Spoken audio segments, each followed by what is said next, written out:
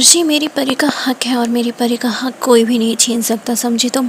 जी हाँ, हम बात कर रहे हैं शो पर नीति की, जहाँ पर हो रही है परी की बरसी की पूजा।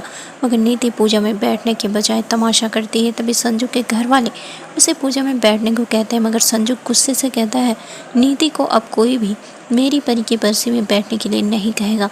तभी नीति कहती है कि बरसी मरे हुए लोगों की होती है। एक्चुअली परी की बरसी भी करना नीति का ही प्लान था। वो चाहती थी कि पार्वती बरसी में आए, क्योंकि उसका रिएक्शन बरसी पर क्या होता है ये संजू और नीति दोनों अपनी अपनी तरफ देखना चाहते थे।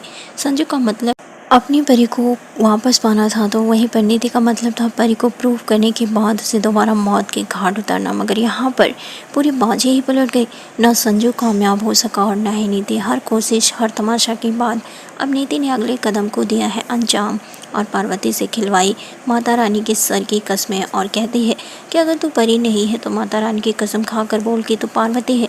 तभी पार्वती नीति के सामने माता रानी की कसम भी खा लेती है। नीति कहती है कि अब तो गुरप्रीत आंटी की कसम खाकर बोल कि तू अंबिका सिंघानिया की बेटी है और वही तेरी असली माँ है। जिसे सुनकर परी असमंजस में पड़ जाती है।